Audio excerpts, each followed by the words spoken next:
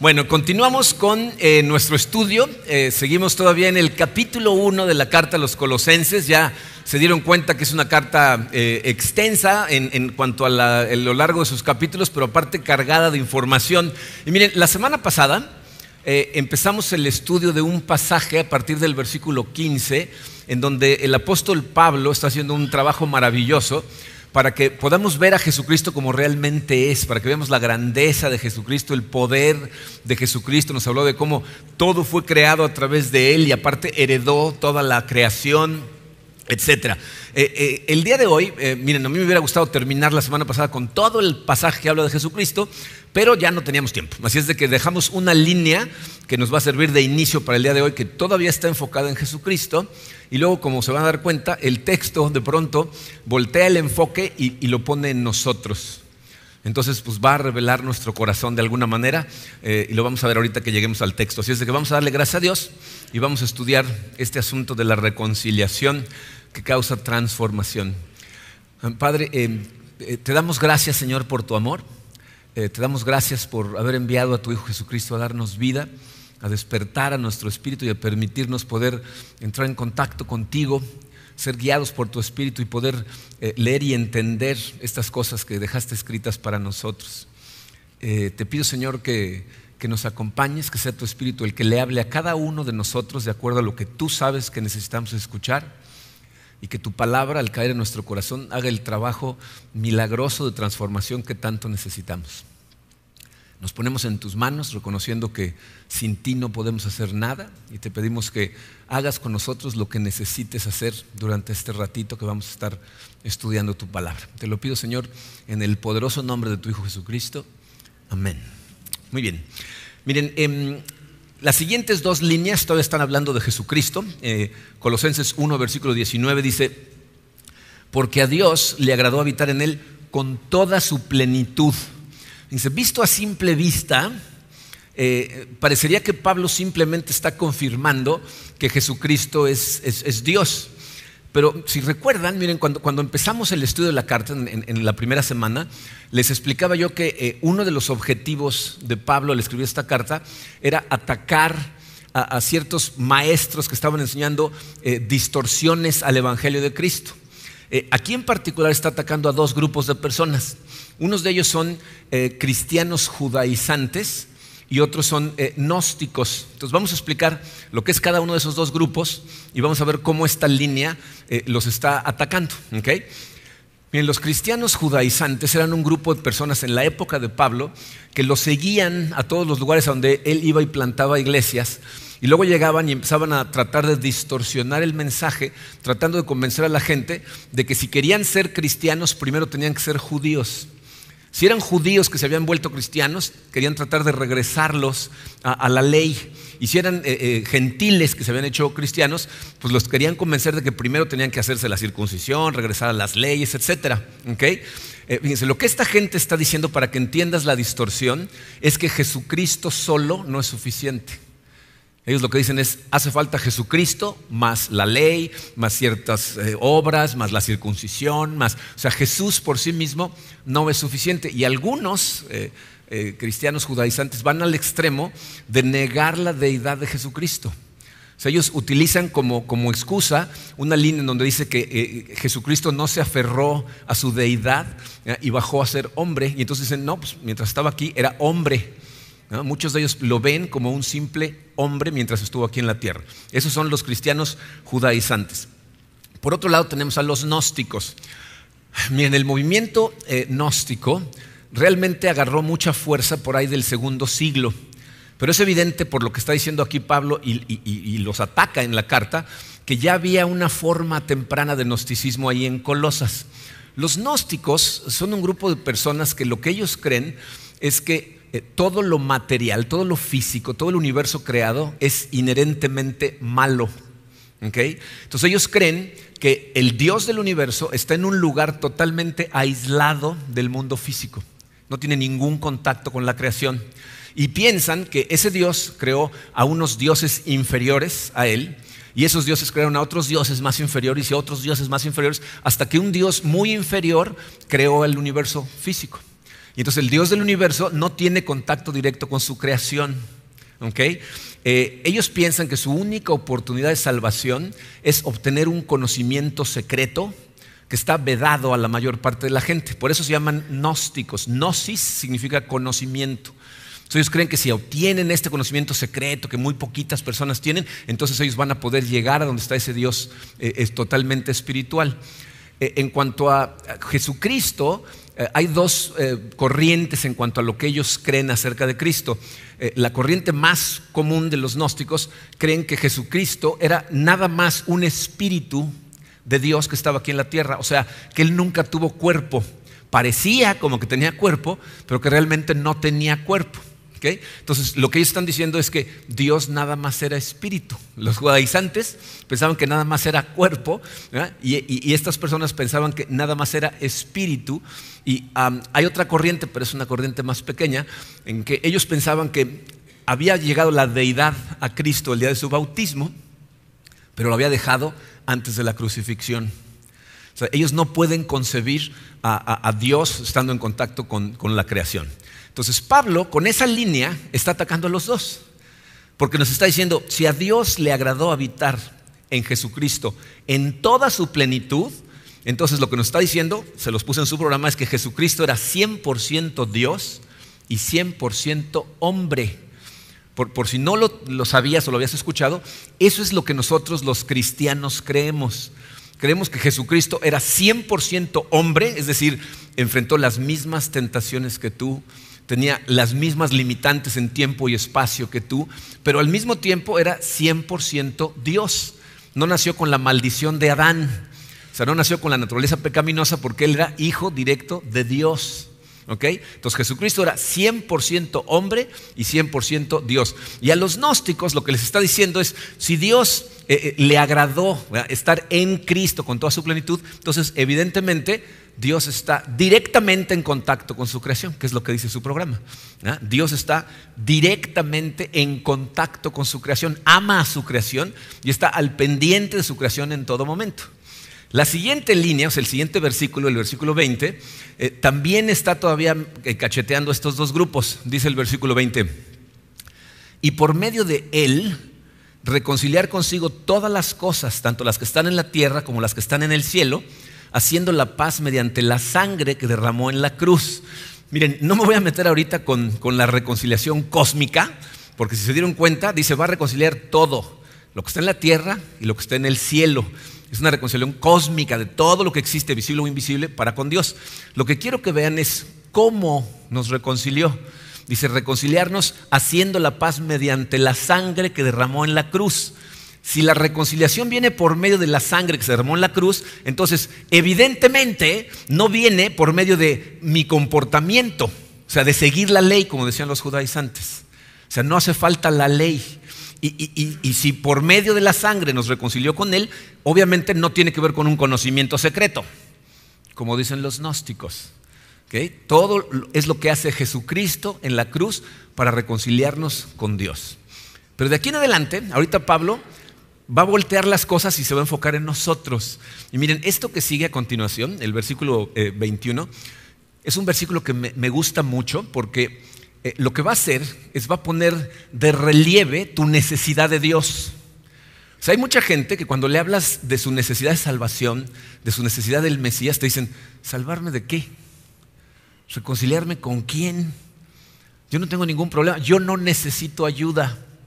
Y hay una línea que se ha vuelto muy popular, sobre todo entre la gente que cree en la nueva era, que mucha gente ni siquiera se da cuenta de que se ha metido en su forma de creer. Desde hace un par de años, un buen amigo mío, que tenía yo sin verlo casi 26 años, vino a Cancún de vacaciones y fuimos a cenar, su esposa y él, Karina y yo. Y entonces, hace 26 años yo no era pastor, no era cristiano como lo soy en este momento. Y casi siempre que me reúno con amigos que me conocieron antes, invariablemente en algún momento la conversación se va hacia, ¿y a ti qué te pasó? ¿No? O sea, ¿cómo? ¿Y ahora pastor? ¿No? Y entonces empezamos a hablar de la Biblia, de la palabra, de Cristo. Y entonces me dijo esta frase que es típica de la gente que no se da cuenta cómo la nueva era ya invadió su pensamiento. Me dice, bueno, pero si estás bien contigo, estás bien. ¿Han oído eso? O sea, si tú estás bien contigo, entonces todo está bien. Nunca se han puesto a pensar, como dice Karina, que los psicópatas que son asesinos en serie están bien con ellos, ¿no? Pero no están bien, ¿okay? Entonces Pablo lo que va a hacer aquí va a poner de relieve tu necesidad de Dios. Va a ser evidente, y miren, si somos honestos, si cada uno de ustedes es honesto y hace un análisis de su vida, se van a dar cuenta cómo tu vida es un testimonio de que lo que va a decir ahorita Pablo es verdad y necesitas de un Salvador, ¿okay? Entonces fíjense cómo dice el versículo 21. Dice: y aunque ustedes antes estaban alejados y eran de ánimo hostil, ocupados en malas obras. Ahí nos está dando la descripción de tres cosas, tres situaciones, que una lleva a la otra, y es el estado del ser humano. Fíjense, dice primero, antes estaban alejados. ¿Qué significa eso? Miren, la Biblia nos enseña, en cuanto al estado del ser humano, que todos nosotros heredamos la tendencia a querer ser nuestro propio Dios. Esa fue la tentación que utilizó Satanás con Adán y Eva. Les dijo: si comes de esta fruta vas a ser como Dios. Y ellos consideraron eso algo apetitoso y quisieron ser como Dios y desobedecieron a Dios. Entonces, no hay mucha gente en el mundo que lo reconozca de forma abierta. Nadie dice: yo soy Dios, pero no te gusta que te digan cómo hacer las cosas. No quieres que nadie te diga cómo vivir la vida. De hecho, fíjense, no le creemos a Dios que si vivimos la vida como Él dice, vamos a ser mucho más felices y más plenos. Más bien pensamos que nosotros sabemos mejor que Él y perseguimos las cosas que pensamos, estamos seguros que si las alcanzamos nos van a hacer felices. Esa rebelión, esa actitud de decir: no, yo sé mejor que tú, es lo que la Biblia llama pecado, ¿okay? Y lo que hace el pecado en tu vida es que rompe tu relación con Dios. Cuando tú persigues lo que tú quieres en lugar de perseguir lo que Dios te dice que persigas, te alejas de Dios. Por eso Pablo dice: ustedes están alejados de Dios. Pero ¿qué sucede cuando nos alejamos de Dios por culpa del pecado? Te voy a decir lo que pasa. Los seres humanos fuimos creados para estar en una relación armoniosa, una relación de amor, de comunión con Dios, que nos da plenitud, nos hace sentirnos felices, nos hace sentirnos llenos. Cuando tú rompes esa relación con Dios, esa sensación de que estás lleno desaparece. De pronto te sientes infeliz, sientes un vacío y sientes la necesidad de llenarlo con algo. Y la solución que le damos los seres humanos es, para buscar la felicidad que debería de venir de Dios, perseguimos las cosas que Dios creó. Empezamos a perseguir a la creación para tratar de ser felices. Miren, como hemos platicado muchas veces esto, todas las cosas que Dios nos dio, efectivamente nos las dio para que nos causaran gozo. Pero ese gozo lo que debe causar en tu corazón es ganas de adorar a Dios, porque te da las cosas que te causan gozo. Pero cuando estamos alejados de Dios, lo que hacemos es perseguir a las cosas y darle la gloria a las cosas. Las perseguimos como objetivo final, convirtiéndolos de alguna manera en nuestro Dios. Todo lo que existe, Dios nos lo dio para que nuestra adoración apuntara hacia algo más grande que la creación misma, que es Él. Pero al alejarnos de Dios, ¿verdad?, sentimos la necesidad de algo y correteamos todas las cosas. Y entonces, fíjense, quedamos atrapados en lo que podemos llamar la caminadora de la estupidez. Fíjense, en una caminadora, tú te subes a la caminadora y por más que corras y corras y corras y corras, no llegas a ningún lado, ¿no? O sea, pues si lo haces para hacer ejercicio está muy bien, pero si vives la vida de esta manera, te voy a decir qué significa. Dice tu programa: perseguimos cosas que no satisfacen como medio para encontrar satisfacción. O sea, estás corriendo en la caminadora de la estupidez, correteando cosas que nunca te han hecho sentirte realmente satisfecho. No tienen oportunidad de hacerlo porque no fueron diseñadas para eso, pero tú las sigues persiguiendo. De hecho, fíjense lo incoherentes que somos. Hay cosas que tú tienes ya en tu vida, que has perseguido y has alcanzado, y no te satisfacen, no te llenan. Pero estás convencido que si tuvieras más de esas cosas, entonces sí te llenarían.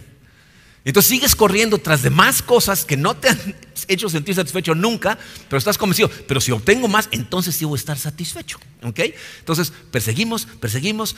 ¿Por qué? Porque estamos alejados de Dios, ¿no? Eso es lo que causa el vacío. Ahora, también muchas veces hemos repetido esto: esas cosas que perseguimos no son malas. O sea, está bien que tú, por ejemplo, si eres soltero, tengas la aspiración a encontrar una pareja y casarte porque quieras encontrar gozo de alguna manera. Está bien querer tener un matrimonio, está bien querer ser buenos padres, está bien querer tener un buen trabajo, tener éxito en lo que haces, ¿no?, producir suficiente riqueza como para darle un buen nivel de vida a tu familia. O sea, todas esas cosas son buenas, ¿ok? pero lo que deberían de producir cuando las alcanzas es adoración a Dios. Y no lo hacen porque estás alejado de Dios. ¿Okay? Ahora, eso va a causar el segundo problema. Dice, antes estaban alejados y eran de ánimo hostil. ¿Qué significa eso? Fíjate. Como estás alejado de Dios y sientes el vacío, vas a estar corriendo tras cosas. Y no importa qué tan duro estés corriendo tras las cosas, esas cosas no satisfacen. Y como no te satisfacen, va a empezar a crecer en tu mente una hostilidad. Te vas a empezar a enojar porque por más que tratas de ser un buen marido, ser una buena esposa, ser un buen padre, ser un buen trabajador, ser un buen proveedor, no te llenan. Y entonces vas a tratar de encontrar a quién echarle la culpa, porque obviamente la culpa no la tienes tú. Entonces seguramente alguien a tu alrededor tiene la culpa. Entonces, ¿qué va a pasar? Dice su programa, como no funciona, necesitamos un blanco para nuestra ira. Vas a tener que encontrar a quién echarle la culpa y normalmente tiende a ser a la gente que tienes más cerca. La culpa la tiene mi esposa, mi esposo, mis hijos, mi jefe, la empresa, el mundo o Dios, ¿no? O sea, empiezo a buscar a quién echarle la culpa. Pero piensa en esto, ¿cómo continúa? O sea, no se queda nada más en una mente hostil. Dice, y estaban ocupados en malas obras. O sea, cuando estás el suficiente tiempo atrapado en la caminadora de la estupidez, persiguiendo cosas que no te llenan, empieza a tener una hostilidad en tu mente que en algún momento va a salir de tu mente y vas a tomar acción. Que es lo que dice su programa. Dice, con el tiempo empezamos a tomar acción en nuestra hostilidad. Es decir, voy a empezar a hacer malas obras, de alguna manera justificándome, porque esas cosas que me deberían hacer feliz no me hacen feliz. Entonces, vamos a ver algunos ejemplos, porque esto es tan común que necesitas tratar de analizarlo en tu propia vida. Fíjense, hay gente que se casa pensando que es el matrimonio lo que lo va a hacer feliz. ¿Okay? Entonces se casan pensando, esta persona perfecta, maravillosa, me va a hacer feliz. El problema es que no te va a satisfacer porque no hay gente perfecta. Tú no eres perfecto, la gente a tu alrededor no es perfecta, y aunque estés con tu novia ahorita le digas, no, tú sí eres perfecta, mi amor. No, nadie. ¿Okay? Entonces, ¿qué va a pasar? Va a empezar a haber una hostilidad en tu mente, ¿ya? Porque no te está satisfaciendo la relación, y entonces vas a empezar a estar enojado y al rato vas a empezar a actuar en estas cosas. A lo mejor tu esposa no se cuida físicamente como tú crees que se debería de cuidar. A lo mejor tiene ciertos rasgos de carácter que al principio te parecieron bien interesantes y bien bonitos y ahora te tienen hasta el copete, ¿no? O esas cosas que te atrajeron, ¿verdad? Dijiste, pero al rato la cambio, al rato lo cambio, y no cambian, ¿no? A lo mejor tu esposo no es tan romántico y cariñoso como el esposo de tu amiga. O a lo mejor tú haces lo imposible por verte bien para tu esposo y te arreglas y te vistes y tu esposo ni te pela, ni lo nota, y entonces empiezas a tener una agresión en tu mente contra tu pareja. Y entonces la gente se queda atrapada en una mentira, porque si tú crees que te va a hacer feliz tu pareja, crees lo que creen los adolescentes en la preparatoria, que tienen que encontrar su alma gemela, que un día los va a encontrar la felicidad, ¿no? Pero tienes que entender esto de forma muy clarita. Tu pareja no te fue dada para hacerte feliz. Ese no es el objetivo del matrimonio, de acuerdo a la Biblia. Si tú llevas un matrimonio bíblicamente llevado, como efecto secundario produce gozo. Pero el objetivo de Dios, fíjense, la pareja es la herramienta más poderosa que Dios utiliza para transformarte. Porque es dentro de una relación tan íntima como el matrimonio que tú te das cuenta verdaderamente de tus debilidades. Te das cuenta de tu egoísmo, de tu arrogancia. O sea, te das cuenta de que para ser un buen esposo hay cosas terribles en ti que no te dejan, y entonces entiendes la necesidad desesperante que tienes de un Salvador. Necesitas de Dios para poder ser un buen esposo, una buena esposa. El objetivo es que lo veas, lo entiendas y le permitas. Pero si tú estás alejado de Dios, vas a empezar a ser hostil, después vas a empezar a hacer cosas justificándote porque tu pareja no te llena. Te vas a justificar para engañar a tu pareja, o para empezar a ver pornografía, o para hacer una bola de tonterías, justificándote simplemente porque tu pareja no cumple el objetivo que tú pensabas que debía de cumplir. A lo mejor no fue tu pareja, a lo mejor son tus hijos. Hay gente que su sueño dorado es tener hijos. Piensan, cuando tenga hijos voy a ser feliz. Y luego nacen las condenadas criaturas y resulta que no te hacen tan feliz, ¿no? Que a lo mejor no son los angelitos que tú pensabas que iban a ser, no son los atletas que te iban a dar gloria, o los genios que iban a deslumbrar a todos tus amigos, ¿no? Hay gente que ven sus hijos a los que van a ser sus mejores amigos, pero llegan a la adolescencia y te odian, ¿no? Y entonces empiezas a enojarte y la vas a agarrar con ellos. Te vas a enojar con ellos, a lo mejor vas a abusar de ellos o te vas a alejar de ellos. Fíjate, vas a hacer cosas pecaminosas porque vas a fracasar en tu responsabilidad, que es enseñarle a tus hijos a amar a Dios, moldear su carácter para que se parezca al de Jesucristo. Ese es tu trabajo como padre, a través del amor, de la disciplina, pero es para moldearlos para que se parezcan a Cristo. Y si tú fracasas en ese trabajo, estás actuando de forma pecaminosa, estás desobedeciendo a Dios. A lo mejor no son tus hijos, a lo mejor fueron tus papás. La culpa de tu infelicidad es cómo te trataron tus papás. A lo mejor tus papás no te abrazaron lo suficiente, no te amaron lo suficiente. Y miren, aquí hay que tener cuidado, porque no quiero que pienses que estoy tratando de minimizar en lo más mínimo el posible daño que tus papás a lo mejor te hicieron. O sea, hay padres de familia que hicieron lo mejor que pudieron, lo hicieron regular o mal, pero hay papás que yo sé que le hicieron mucho daño a sus hijos, ¿no? Que abusaron de ellos, que los abandonaron, ¿no? Que nunca estuvieron realmente presentes. Pero tienes que entender esto. Ellos van a dar cuenta ante Dios del tipo de padres que fueron. Pero ¿cómo respondes tú ante ellos? De eso vas a dar cuenta tú. Ese es tu trabajo. Hay gente que va por esta vida amargada por las cosas que sus padres les hicieron. ¿Por qué? Porque se rehúsan a perdonarlos. La Biblia nos dice que tenemos que perdonar a la gente que nos hace daño, quien sea, por nuestro propio bien, porque no perdonar amarga tu corazón y le amargas la vida a todos los que están a tu alrededor. Y la Biblia lo que dice que tienes que hacer con tus papás es honrarlos.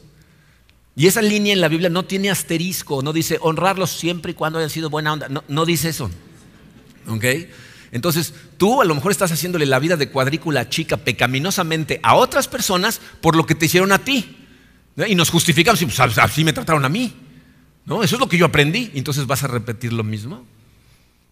A lo mejor no es ni tus padres ni tu pareja, a lo mejor es tu trabajo, ¿no? Muchas veces salimos al mundo cuando somos adolescentes, pensamos que vamos a cambiar al mundo, que vamos a tener un trabajo maravilloso, vamos a ser presidente del universo, ¿no?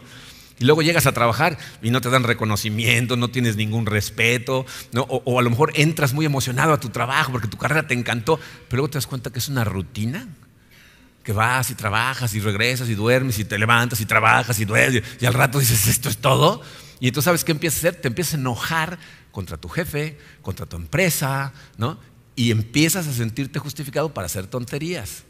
Por eso la gente de repente le roba a sus empresas, no me pagan lo que deberían, esto es lo correcto, ¿no? Y miren, esta es una que a mí me abrió los ojos tremendamente. Fue donde Dios me zarandeó a mí muy fuerte. Yo estudié ingeniería cibernética, ya sé, no tiene nada que ver con esto, pero eso es lo que estudié. Fui a la universidad, ni siquiera la terminé, pero durante muchos años me dediqué a los sistemas. Y me metí a trabajar a una empresa hotelera y subí hasta la punta de la pirámide que yo podía escalar. Llegué a ser el director corporativo de sistemas para la división América de Hoteles Meliá, ¿no? Un puesto que ya no había para arriba. Mi jefe era el director general, que no era nada que ver con lo que yo sabía hacer. Entonces estaba en la cúspide y cuando estaba ahí, fíjense, en la subida, yo sentía que era una carrera que me llenaba, que me satisfacía, porque era muy creativa. Yo me dedicaba a diseñar programas y sistemas en la época en la que había que escribirlos línea por línea. Era un trabajo muy, muy creativo. Pero cuando llegué hasta arriba, un día sentado en mi oficina dije, tengo el mejor puesto que puedo tener, gano muy bien, tengo una esposa que me ama y a que amo, tengo mis hijos maravillosos. ¿Por qué no soy feliz? ¿Por qué siento un vacío?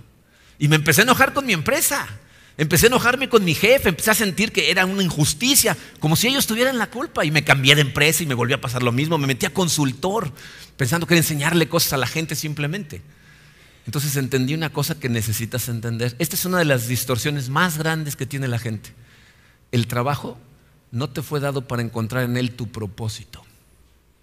No lo vas a encontrar ahí. Hay derivados de tu trabajo que te pueden ayudar a encontrar propósito. Porque la Biblia nos dice que el propósito de toda la gente tiene que ver con poner sus dones al servicio de Dios para ayudarle a otras personas a ver a Dios. Y eso lo puedes hacer en tu trabajo o en donde estés. Pero si tú crees que tu trabajo te fue dado para encontrar tu propósito, te vas a frustrar porque vas a perseguir con todas tus ganas el éxito del trabajo y al final te vas a sentir exactamente igual de vacío. Entonces empiezas a hacer tonterías. Y uno de los errores más grandes que ha cometido la iglesia es que cuando la gente llega alejada de Dios, ¿verdad?, con una mente hostil y atascada, atorada en malas obras, lo que le decimos a la gente es, simplemente cambia, deja de hacer esas cosas. Eso está mal, pecador, ¿no? Pero cuando le dices a la gente que haga eso, te das cuenta de lo que estás haciendo. Estás atacando el síntoma y no la raíz del problema. Esto es como, fíjense, el jardín de atrás de nuestra casa. Tenemos dos áreas de jardín y en una tenemos un pasto que es bien bonito, muy delgadito, parece como de golf, ¿no? Y en la otra tenemos ese pasto que es grueso, que más bien parece como hierba, ¿no? Y que crece rapidísimo, ¿no? Entonces, este pasto, el bonito, tiene todavía raíces del otro. Entonces, cuando llegan los jardineros y lo podan, se ve precioso como durante 3 días. Y para el tercer día, ¡poing!, empiezan a salir las hierbas por todos lados, ¿no? Pero si yo todo lo que hago es decirle al jardinero, vuélvelo a podar, pues sí, vuelven a cortarlas.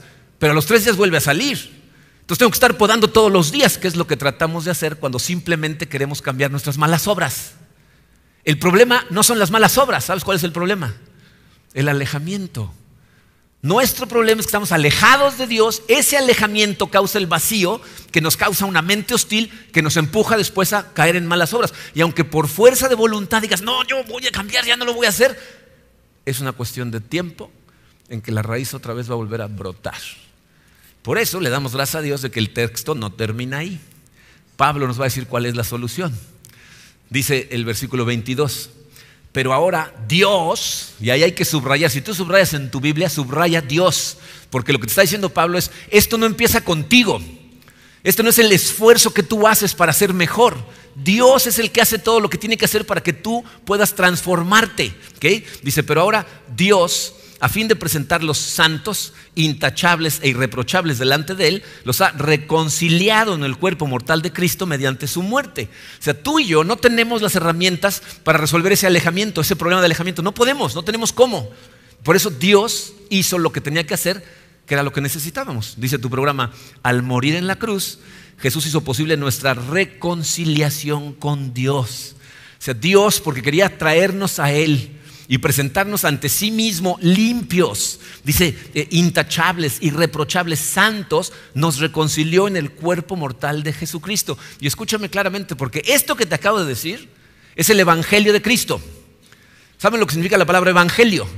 Significa buenas noticias. ¿Cuáles son las buenas noticias? Tú no tienes que enderezar tu camino. No tienes que limpiar tu vida, no tienes que eliminar las malas obras. Lo que tienes que hacer es reconciliarte con Dios. Y Él ya hizo todo lo que tenía que hacer para que pudieras vivir de esa manera.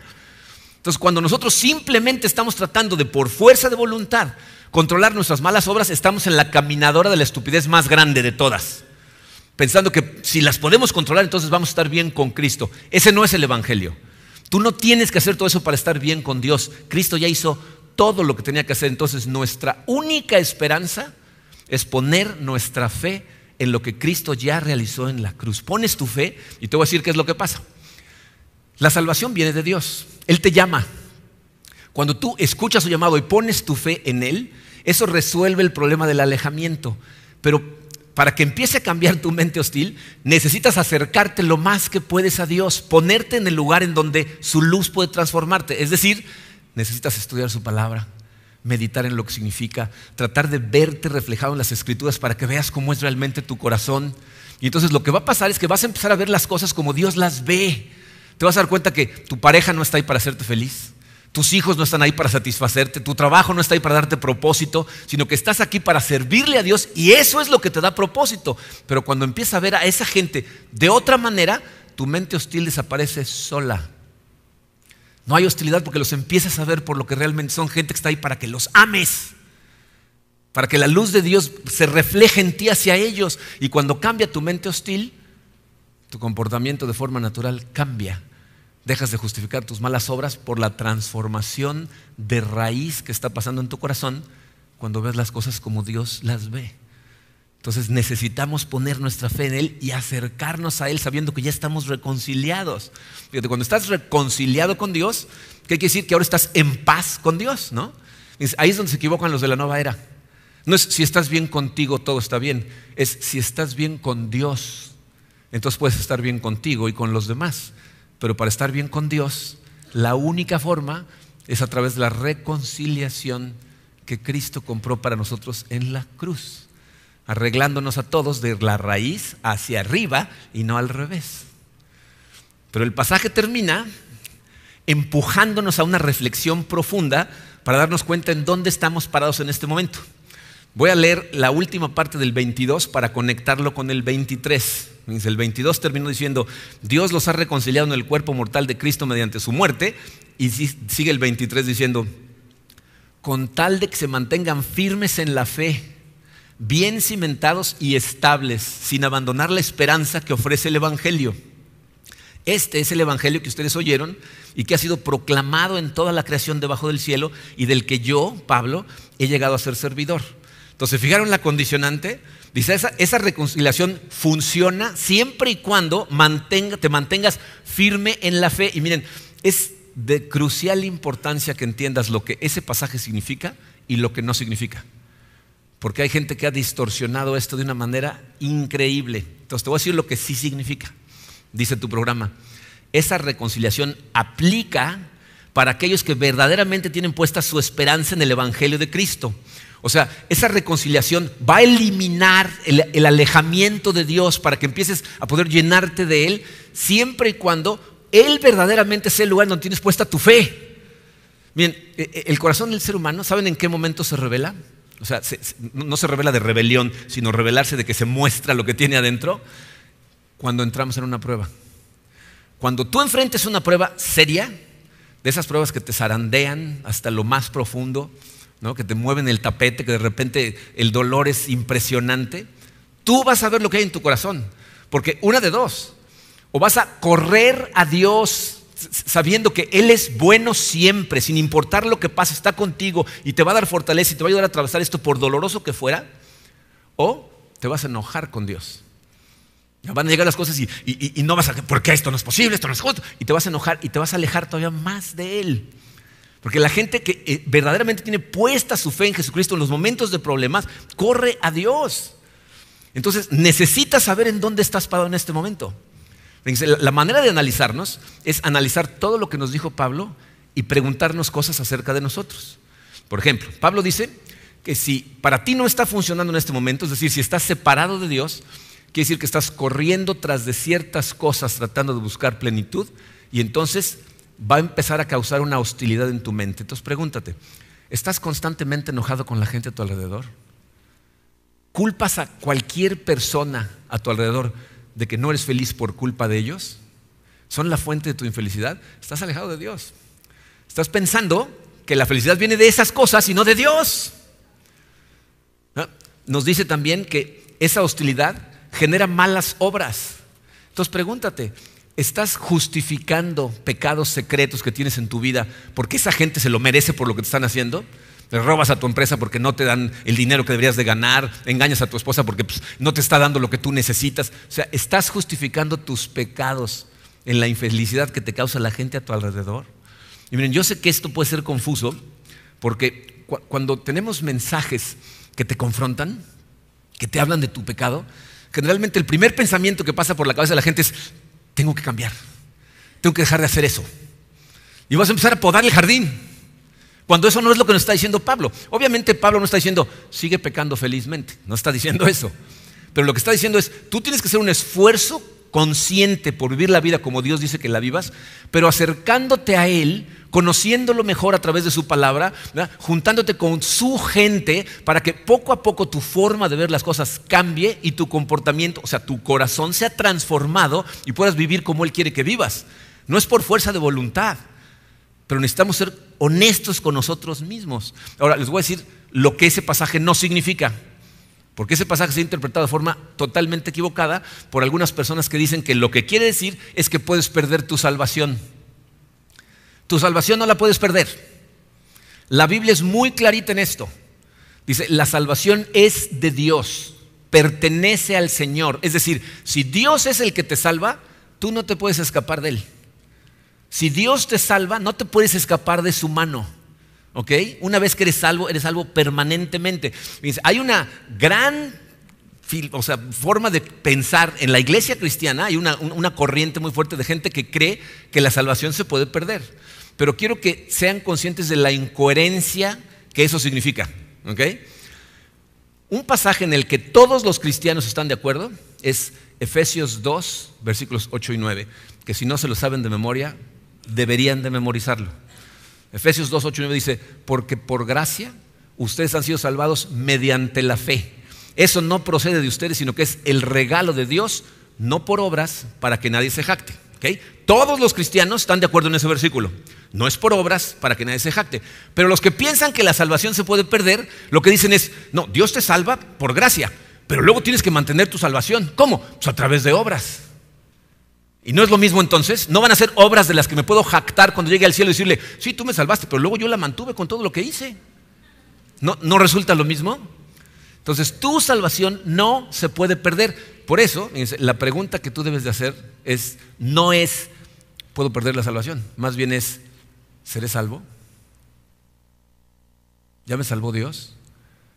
O sea, sentí el llamado de Dios y acudí a Él, corrí a Él en el momento en que me llamó. La Biblia, miren, nos dice que la salvación viene de Dios, pero cuando Él te llama y tú respondes al llamado y dices, sí, Señor, por favor, sálvame, viene un cambio de actitud en tu corazón. Hay gente que piensa que es salva simplemente porque nació en una casa cristiana, o porque sus papás cuando eran chiquitos los bautizaron, o porque alguien les dijo, repite esta oración tras de mí, y repitieron como merolicos una oración y ya son salvos. La salvación es una transformación de actitud, de rebelión contra Dios hacia persecución de Dios. Es cuando tú entiendes tu necesidad de Él y desesperantemente estás todo el tiempo diciendo, Señor, ayúdame, Señor, sálvame, sácame de esta caminadora, no quiero estar ahí. Esa es una persona que es salva. La gente muchas veces me dice, ay, es que los sermones me ponen una cachetiza. Son excelentes noticias, porque la gente salva, el Espíritu Santo los confronta y los cachetea a través de la palabra de Dios. Si sales de aquí como lechuga, como si nada, puedes pecar en la noche y levantarte el otro día fresco, como si nada, te tienes que cuestionar. Entonces mi esperanza es para 3 grupos de personas que están en esta sala. Hay gente que está en esta sala que son salvos y que van corriendo de la mano de Dios con toda fortaleza. Y mi esperanza para todos ustedes es que seas consciente de lo que está sucediendo y no bajes la guardia. Porque es en el momento en que te sientes seguro que te tropiezas. Cuando bajas la guardia, necesitas seguir empujando hacia Dios todo el tiempo. También hay gente que está en esta sala que son salvos, pero están batallando con estas cosas. Si sienten la lejanía de Dios aun cuando han puesto su fe en Dios, y lo que tienes que entender es, necesitas acercarte a Él, necesitas ir a Él en oración, leer su palabra, meditar, pedirle que todo el tiempo te esté acercando cada vez más a Él, porque por alguna razón muchas veces nosotros somos los que nos alejamos, y evidentemente hay gente en esta sala que no es salva, que no le ha entregado su corazón a Cristo. Y si tú estás en ese caso, quiero que escuches esto clarito. Si estás aquí sentado y estás empezando a sentir algo en tu corazón, es porque Dios te está llamando. Dios está en el negocio de las adopciones y quiere que seas parte de su familia. Y por eso te trae aquí y te llama. Pero tienes que responder a su llamado. Tienes que ir a Él y decirle, sí, Señor, perdón, la verdad es que he estado caminando por mi propio camino, siguiendo las cosas que yo pensaba que eran las correctas, pero estoy cansado, bájame de la caminada, sálvame por favor. Tienes que responder a Él.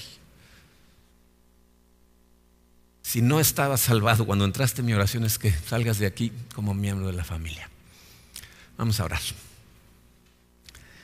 Padre, te doy gracias, Señor, por esta palabra tan hermosa y tan clara que nos das a través de tu apóstol Pablo.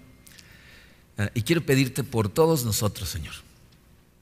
Te doy gracias y te pido por aquellos que son salvos y están haciendo lo mejor que pueden por acercarse cada vez más a ti, ponerse en el lugar en donde tú puedes seguir iluminándolos, que han puesto su corazón a tu servicio y en todo momento están viendo a través de la lente que tu palabra les da. Te pido, Señor, que nos des fortaleza, que nos ayudes a perseverar. Sé, Señor, que especialmente esas personas son el blanco del enemigo, y te pido por ellos, te pido por todos nosotros para que nos fortalezcas y nos ayudes a seguir cerca de ti. Te pido por todos aquellos que por la razón que sea, Señor, aún habiendo puesto su confianza en ti, se han alejado de ti y hoy sin darse cuenta están persiguiendo cosas en lugar de a ti. Te pido que sanes nuestros corazones si estamos en esa situación, Señor, porque sé que son heridas muchas veces las que nos separan, que no entendemos, que no analizamos correctamente y no nos damos cuenta cómo tú estás al pendiente de todo y al final todo funciona para el bien de quienes te amamos. Ayúdanos a regresar a ti, Señor. Y te pido por todos aquellos, Señor, que no te conocen. Te pido, Señor, que tu Santo Espíritu hoy remueva algo en sus corazones y les hagan ser honestos con ellos mismos y se den cuenta que están cansados de correr en la caminadora, que por más que alcanzan, persiguen, su corazón sigue vacío.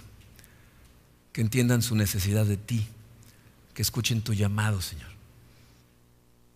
Sálvalos, Padre. Te pido por todos nosotros como iglesia, Señor, para seguir perseverando en ti, para extender tu reino en esta ciudad que tanto queremos, que no nos dejes rendirnos por complicadas que se pongan las cosas. Gracias, Padre, por tu palabra. Gracias por tu salvación. En el hermoso nombre de tu Hijo Jesucristo. Amén. Muy bien, vamos a recoger